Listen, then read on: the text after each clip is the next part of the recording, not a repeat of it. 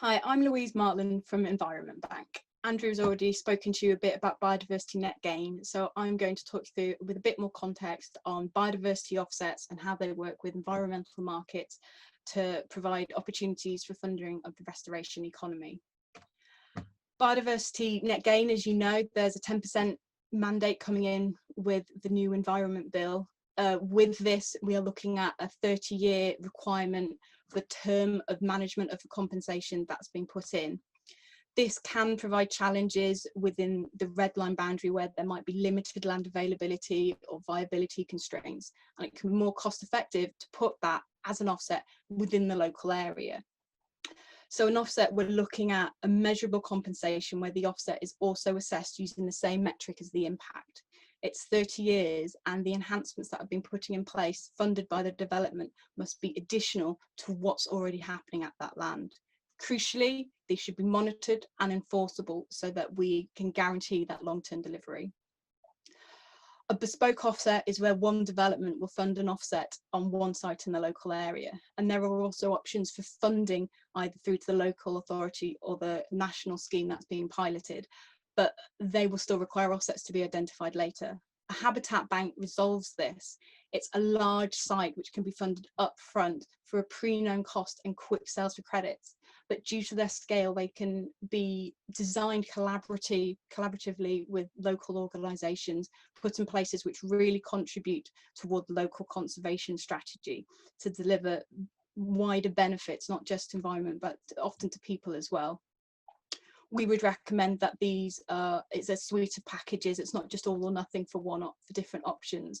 Habitat banks provide the best opportunities, particularly for those developments which have done a lot on site and have really small compensation requirements. But there might still be developments impacting larger areas or particularly valuable habitats where we still want bespoke compensation options. At Environment Bank, we have one-off payment options for developers so they can discharge that long-term liability of offset delivery. Then we hold that funding and pay it to the landowners in annual instalments, supported by enforceable legal agreements and monitored, reporting back to the local authority. This gives the local authority the assurances about their obligations they're putting in place and helping to make sure that the biodiversity that they need in planning to deliver that compensation net gain is actually being delivered, and funding can be provided with them. So the long-term administrative burden that they take is, well, no longer a burden. The developers, likewise, they get a clear transparency. They can see where their money is going, what's happening with it, but they don't have that long-term risk of delivery in the same way.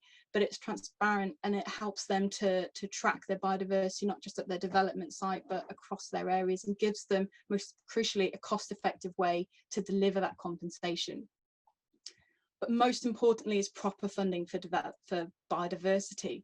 We want it in a cost-effective way for development, but what we are already seeing is it delivering real value for the environment, and proper funding for landowners to allow them to take part in these long-term 30-year projects.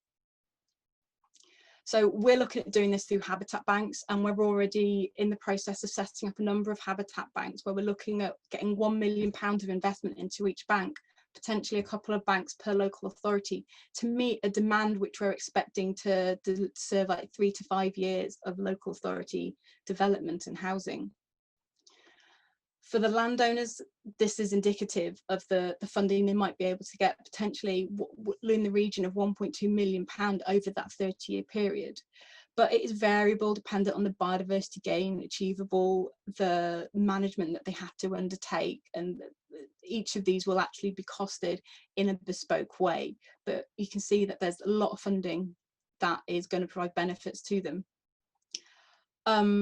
This shows the potential generation of income that for the economy that can be done through biodiversity net gain, a range of different studies, up to about 1.2 billion per annum once we've got a net gain mandate in place and all development are having to provide appropriate compensation.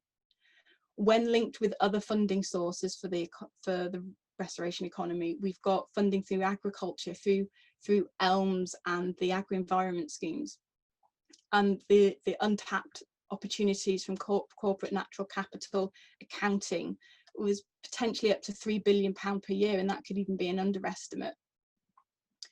To bring it back into more context, this is a residential example of a fairly urban area where we're looking at how much compensation might be needed for development.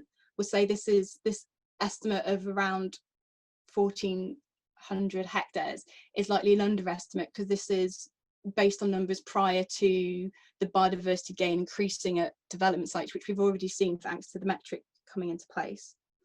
Now, if that requirement was put in place at habitat banks, we can see that it could be having an effect of up to 2.1% net profit of the development. I would say that's the upper limit, as we've already seen compensation getting driven up on site, and it's often taken part of land purchase prices.